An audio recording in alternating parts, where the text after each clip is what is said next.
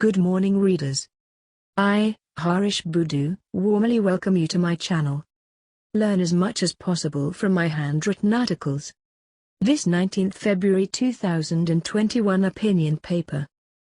We all want to cut out the cancer, but not with those who are a part of it nor with those who had or have helped to flourish criminals and their gangs. What a relief. It is Friday today, the eve of our rest day. With the high summer heat and humidity and an average 16-hour work per day, it goes without saying that I get tired come Friday. I do not live in an air-conditioned house. All said, welcome Saturday. That is all for an introduction only. Welcome to this 19th February opinion paper. Best wishes for a great weekend. Have a good break. Lesson from my mother. 1. Whilst reading, have a mental picture of your mother. More so, have the image of all mothers in your mind.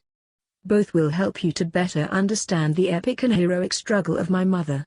She is but the image of your own mother. All mothers have one and the same natural and maternal instinct, to look after their children and protect them. And that, at the risk of their own lives, at the expense of their own happiness, internal peace and sleep. They all are born to give to the world and not to take. And that is their greatness. 2. Back to Beltev 1950s. Yesterday you learned about her planning capacity and thinking ability. She earned 250 rupees per day as laborer. But wait, that money would not have been sufficient to look after her 6 small children. Here is how she supplemented it. She reared cows, goats and chickens. We never ate eggs or chicken. We never killed any animals. The cows were good money earners. We sold their milk and manure. And then, she planted vegetables, she utilized each inch of the soil. We were almost self-sufficient, we sold the surplus. Taro Eril, fetched good money, at 5 cents a pound. The plants grew well in the sugarcane fields. And then, most of the weekends and school holidays were spent working in the sugarcane fields. We were paid 250 rupees for 1 ton of sugarcane plants. We lived simple. We ate a lot of the natural vegetables, breeds, grown in the fields and on the banks of Teru River. Have you now got an idea how she made some extra money? Call it a bank deposit. She was able to challenge poverty. And how? See, Students' Corner. We will not quote from the British Broadcasting Corporation. Instead, consider only 8 phrases from the above paragraph. Have a mental picture of your own mother.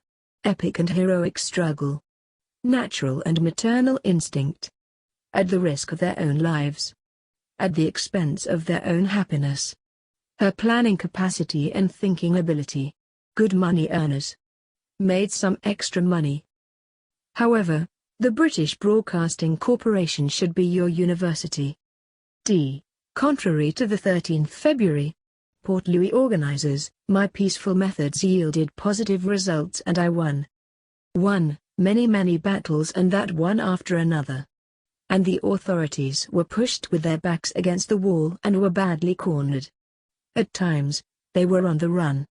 For sure, my methods were non-violent like those of Mahatma Gandhi. I did not pounce or pound only once, like the 13th February Port Louis organizers. When the iron was hot, I went on striking many times, till it became cold, till I obtained the shape and the results I wanted. I never ever wavered from my fixed goals. I never ever compromised myself or my principles and integrity. History is eyewitness. I won a great many battles. 2. Take some typical examples, but keep in mind these historical facts are just picked at random and do not bear any order of chronology or priority. 1978 Commission of Inquiry on 2 Labour Party senior ministers. I kept pounding for some 1 year. Public meetings, parliamentary questions, public statements etc. were in great supply. I went on hammering. I won the scalps of 2 ministers at the Commission of Inquiry. 2 others ran away. Continuous striking is the prescription. No armchair politics. 1986 Commission of Inquiry on Drugs, 4 and rude juggernaut members of the Legislative Assembly were caught in Amsterdam with some 40 kilograms of drugs. I again went on pounding for a commission of inquiry. 37 members of the Legislative Assembly signed my petition. I won the scalps of 6 parliamentarians. Rude tried to trap me. I was saved by continuous pounding. C. 1981 Destruction of Wall on the Beach. It was at Cap Malheuux. I lived a very difficult time, but I was able to liberate the public beaches, which were controlled by the bungalow proprietors. The then Prime Minister, Sir Siwuzagarambgulam, was compelled to pass new laws. Lots of public meetings and parliamentary questions led me to symbolically destroy the Berlin Wall. In sharp contrast to 13th February leaders. D. 22nd of June 1979 Civil disobedience. The whole country was paralyzed. I took a back seat and pushed the trade unions to take the lead. But lots of hammering non-stop public meetings had preceded that history-making Civil Disobedience Day.